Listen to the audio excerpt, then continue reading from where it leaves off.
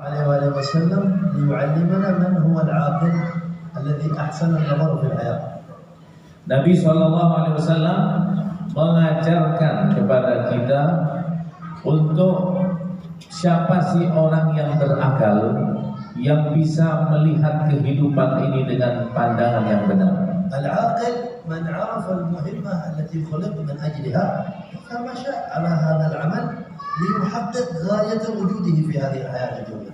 Orang yang berakal, kata beliau, yang akalnya sempurna adalah orang yang mengetahui apa tugasnya hidup di atas muka bumi ini. Setelah dia mengetahui apa tugasnya, dia akan berjalan di situ dengan benar supaya mendapatkan hakikat kehidupan yang sebenarnya. والجاهل من ضيع المهمة واشتغل بما لا ينفع فخسر الدنيا والآخرة والعياذ بالله تعالى. Adapun orang-orang yang bodoh atau orang yang kurang sempurna akalnya, dia hidup di dunia ini tapi tidak tahu apa tugasnya hidup di dunia ini, sehingga dia berpaling daripada itu dan dia sesat di dalam perjalanan hidupnya. قال صلى الله عليه وآله وصحبه وسلم الكيس العاقل الفطن من دان نفسه وعمل لما بعد الموت. دان نفسه يعني اتهمها وحاسبها. Orang yang cerdas, tapi ini menurut versinya Nabi Muhammad SAW. Kalau versi kita orang yang cerdas itu lain lagi. Tapi menurut Nabi Muhammad, orang yang cerdas adalah yang dua macam. Yang pertama, dia bisa menundukkan, melawan, melatih, bermujahadah, melawan daripada hawa nafsunya. Kemudian dia beramal untuk persiapan setelah meninggal dunia. Itulah orang yang cerdas sebenarnya menurut Nabi Muhammad SAW. والأحمق من أتبع نفسه هواها يعمل ما يريد وتمنى على الله الماني الله بيكرمني الله بيرحمني الله بيدخلني الجنة. هذا أحمق جاهل. Tapi orang yang bodoh, orang yang dungu, orang yang tidak punya akal yang sempurna yang sehat, dia akan menyia-nyiakan kehidupan ini. Dia akan berangan-angan yang panjang.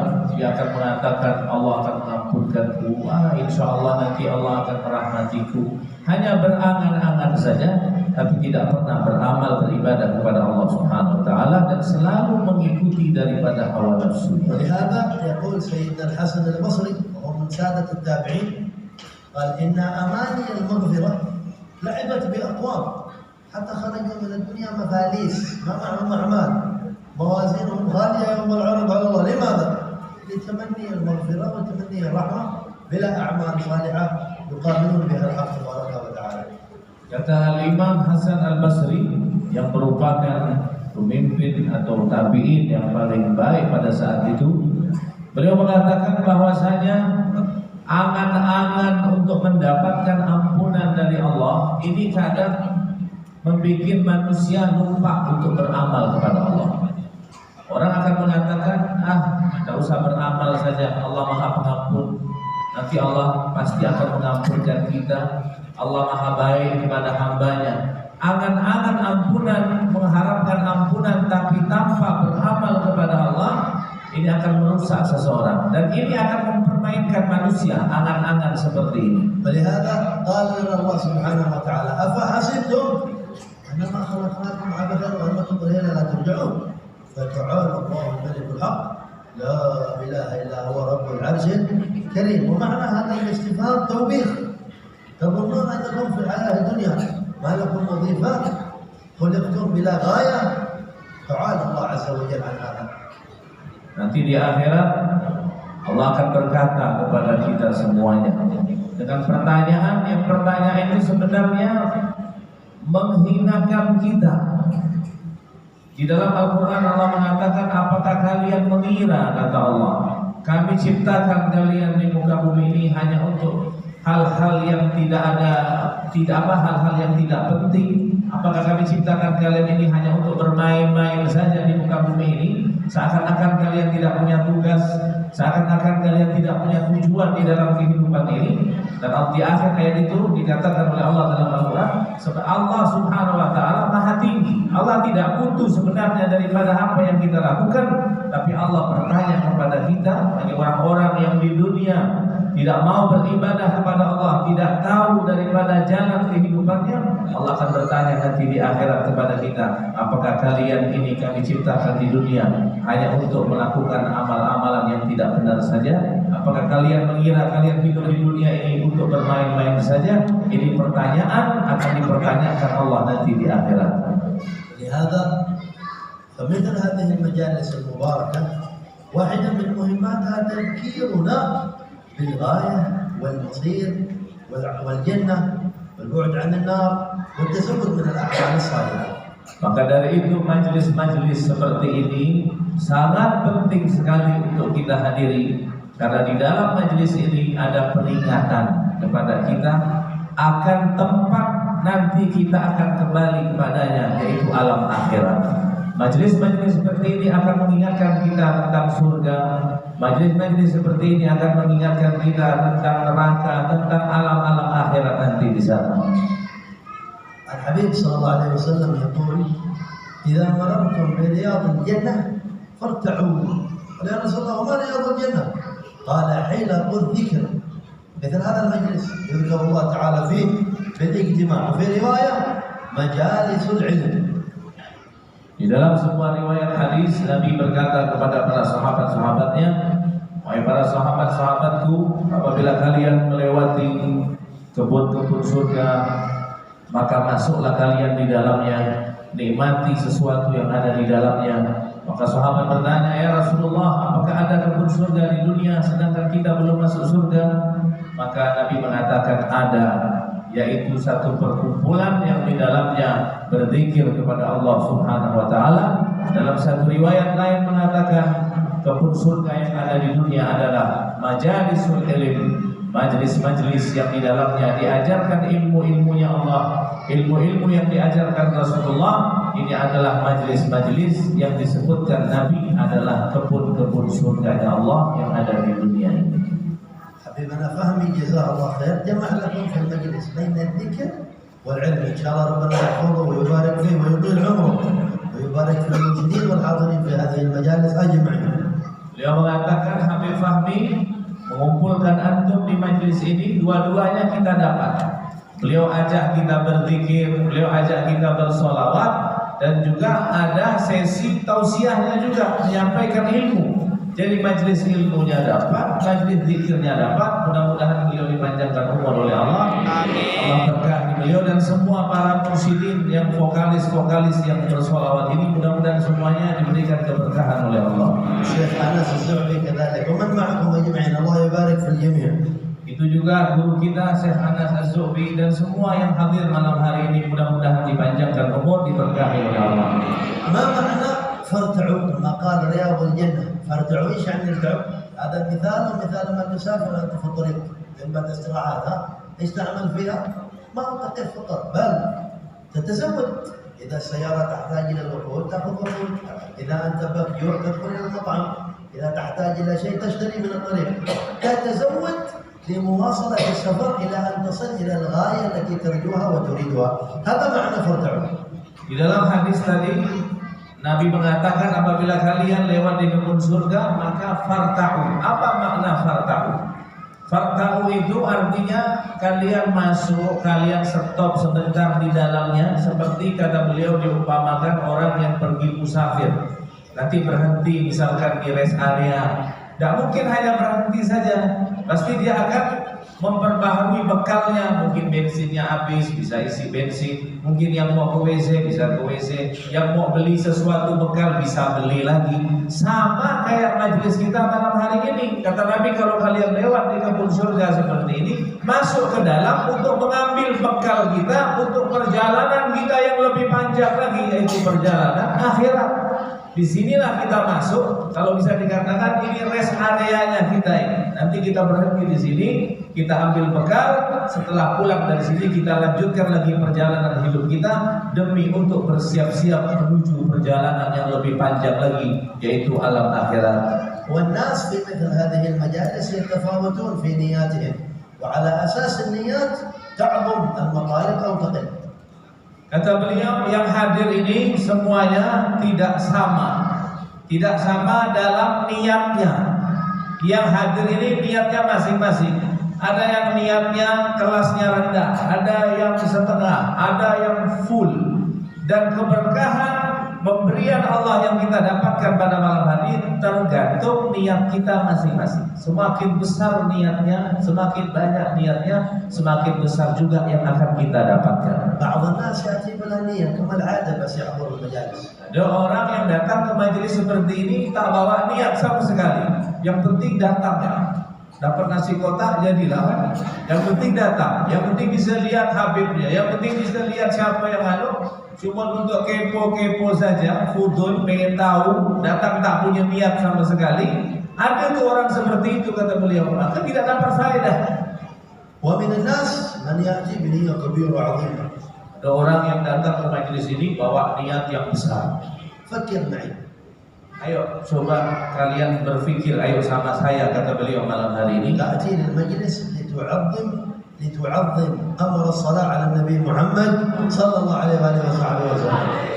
Andaikan kalian kata beliau datang ke majelis ini dengan niat untuk apa? Untuk mengagungkan perintah bersolawat kepada Nabi Muhammad sallallahu alaihi wasallam. بعض العارفين بالله لو عبدت الله عمرك كل عمرك ما تموت ثم صلى عليك الله عز وجل صلاة واحدة كانت صلاة الله واحدة أحسن من عبادتك كلها. فكيف والأمر مرتب على أن صلاة واحدة منك على حضرة النبي محمد يصلي عليك الله بها 10 صلوات.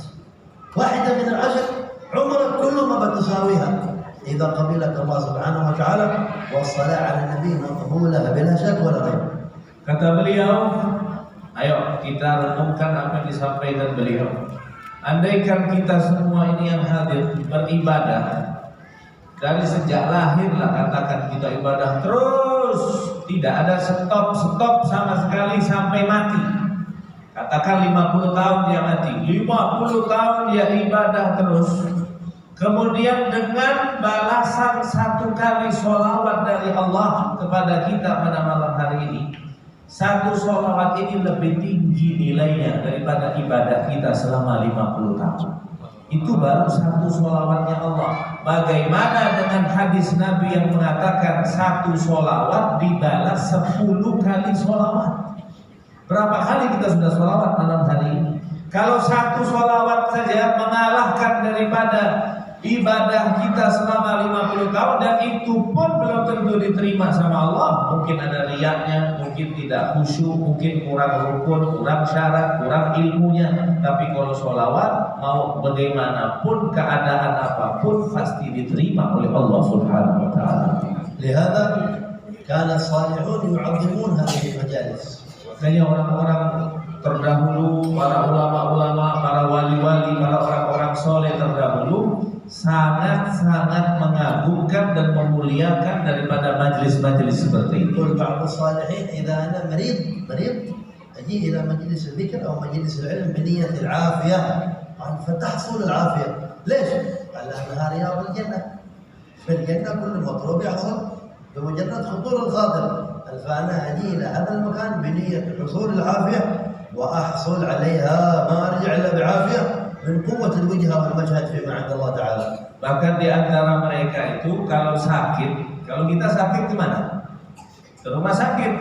Kalau mereka sakit datang ke majelis seperti ini dengan niat supaya dikasih kesehatan oleh Allah, balik dari majelis betul-betul sehat. Kalau kita sakit justru cari alasan untuk tidak hadir majelis. Kalau mereka sakit datang ke majelis ilmu dengan niat sehat, datang ke majelis sholawat dengan niat sehat, datang niat majelis maulid Nabi dengan niat sehat, pulang sehat. Kenapa kok bisa sehat? Karena majelis ini kan kata Nabi kebun surga. Semua di dalam surga mesti ada. Apa yang kita minta, apa yang kita hajatkan pasti diberikan Allah, karena ini adalah kebun surga yang ada di dunia sebagaimana yang disabdakan oleh Nabi besar Muhammad sallallahu alaihi wasallam. فاستحضر في قلبك الآن واستحضري في قلبك الآن ما تريد من المولى سبحانه وتعالى بصدق اجتهاد، فإن الله كريم يستحي من عبده إذا رفع يديه أن يردهما صفرا. Dari itu, wahai para bapak-bapak, ayo kita hadirkan hati kita di majelis ini. Itu juga ibu-ibu semuanya hadirkan hatinya. Rasakan. Kita minta betul-betul dengan jujur, dengan sungguh-sungguh kepada Allah. Insya Allah apa yang kita minta pada malam hari ini akan diberikan oleh Allah Subhanahu wa Ta'ala. في الحديث قال إذا سألتم الله فأعظموا الرغبة. طلب من الله عطاء كبير في عافية. قال فإن الله لا يتعظم منه شيء، ما شيء أمر من طالبك كبير على الله، ما يمكن نستغفر الله. كل مطالب الدنيا والآخرة صغيرة عند عطاء الله وجوده. Kata dalam sebuah hadis, di dalam sebuah hadis dikatakan, apabila kalian punya hajat, kepengen meminta sesuatu kepada Allah, mintanya jangan tanggung-tanggung, besarkan sekali permintaan, levelnya tinggikan mintanya sama Allah. Kenapa? Karena tidak ada sesuatu yang besar bagi Allah. Allah yang maha besar, semuanya kecil. Permintaan antum sebesar apapun kecil bagi Allah. Makanya kalau minta jangan tanggung-tanggung. Wabil khusus di majelis seperti ini, doa kita mustajab. Besar permintaan kita kepada Allah Subhanahu wa Ta'ala. والعجيب أن السلف الصالح لهم نظر كما قلت لكم في أول الكلام، حسن نظر. فكروا كيف ينفعون حتى من مات من أقاربهم وأهلهم وقد خرج من الحياة الدنيا. فكروا كيف يجمعون الناس على 40 يوم وعلى سنة وعلى حوليات. لماذا هذا؟ لأنهم يفكرون في صلاح أمر الآخرة. فمن كثرة تفكيرهم ما قنعوا بإصلاح أمور حياتهم الدنيا فقط، بل يفكرون في من رحل عنهم من آبائهم، من أقاربهم، من الأولياء والصالحين والعلماء والشيوخ، فيجتمعون على الذكر والتهليل والدعاء وقراءة القرآن لتصل هذه الآثار حتى إلى عالم البرزخ وتعود عائدتها على المجتمعين عليها من أهل الدنيا.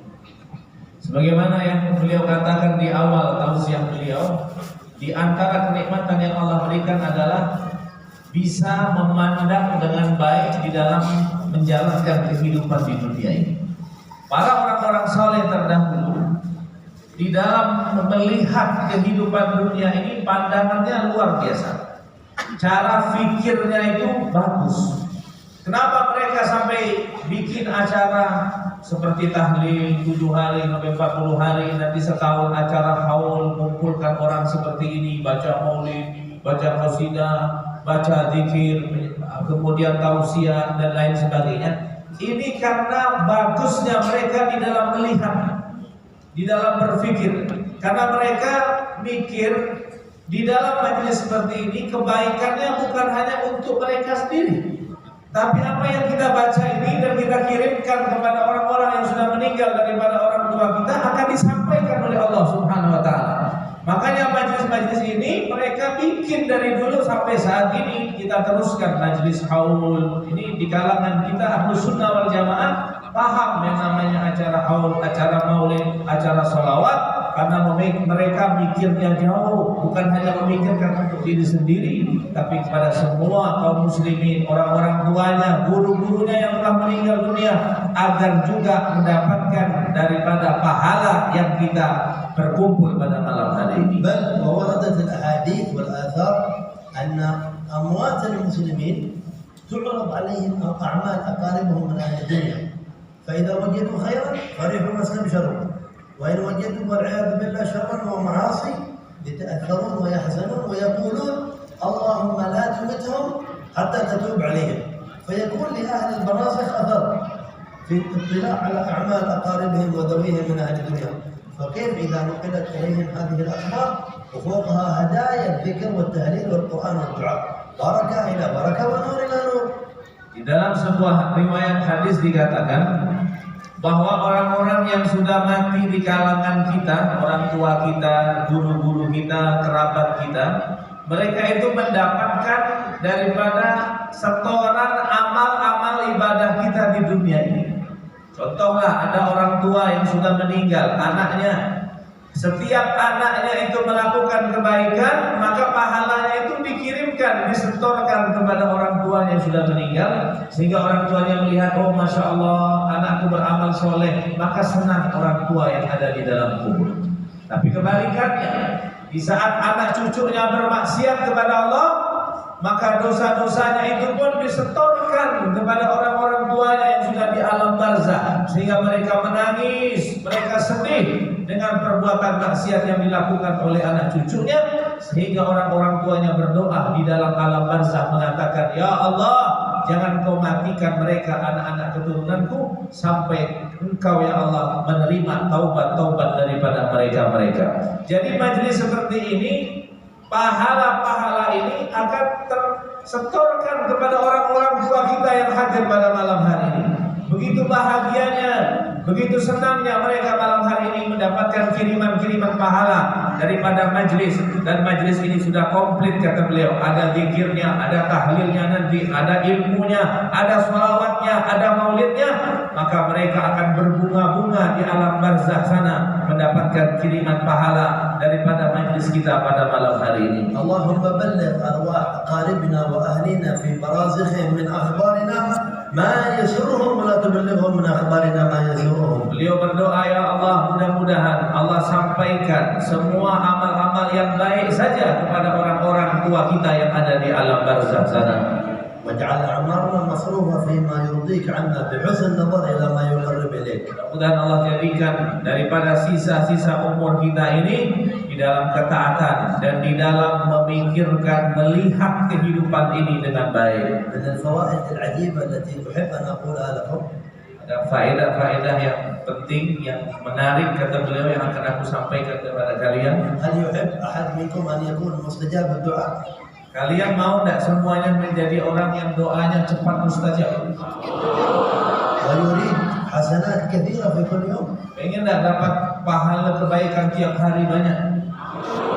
خصلة من خصال الخير ذكرها لنا النبي محمد صلى الله عليه وسلم. Ada satu kebaikan yang disebut oleh Nabi Muhammad SAW. Kalau kalian lakukan, kalian jadi orang yang doa mustajab dan setiap hari dapat kebaikan terus. وهي الاستغفار للمؤمنين والمؤمنات. Yaitu beristighfar untuk orang-orang mukmin dan orang-orang mukminat. في الحديث من استغفر الله للمؤمنين والمؤمنات كتب الله له بكل مؤمن ومؤمنة حسنة. Kata beliau di dalam hadis, barang siapa yang beristighfar, yang istighfarnya dikirimkan kepada orang-orang mukminin dan mukminat semua yang ada di alam dunia ini, maka setiap mukmin dan mukminat yang ada di dunia ini, kita akan mendapatkan satu bagian pahala daripada mereka untuk kita. تقول أستغفر الله للمؤمنين والمؤمنات مليارين حسنة على الأقل. Di saat sekarang contoh kita katakan nih, ayo sama-sama astagfirullah lil mu'minina.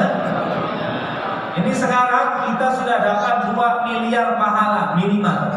Berapa jumlah mukmin mukminat di dunia ini? Minimal 2 miliar. Ini sebagai contoh mendekatkan pemahaman saja. Minimal 2 miliar malam ini kita dapat pahala. Baru tadi sekali bilang astagfirullah lil mu'minin wal mu'minat. Setiap mukmin mukminat dapat kita pahala satu kebaikan daripada mereka في semua. رواية أخرى من استغفر الله للمؤمنين والمؤمنات كل يوم 27 مرة كان ممن يستجاب لهم وبهم يرزق أهل الأرض. هذا المستغفر للمؤمنين والمؤمنات كل يوم 27 مرة. الرزق النازل على أهل الأرض كلهم مسلمهم وكافرهم هو واحد من أسبابه ومن بركاته. Maka di dalam riwayat lain dikatakan barang siapa yang mengucapkan astagfirullah lil mu'minina wal mu'minat 27 kali setiap hari, maka dia dijadikan Allah termasuk orang yang doanya cepat mustajab.